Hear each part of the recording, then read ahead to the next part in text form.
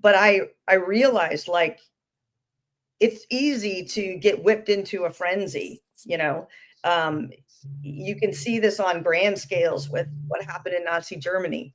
And um, there are several things that have to happen to get us to a point where we can do that.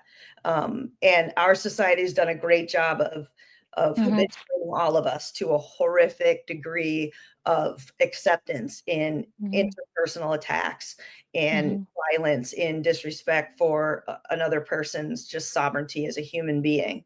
That we all need to do a much better job personally and in our house, making sure that that is pointed out and that it is 100% not tolerated. Heather, do you think there's a dopamine release or Yeah, reward?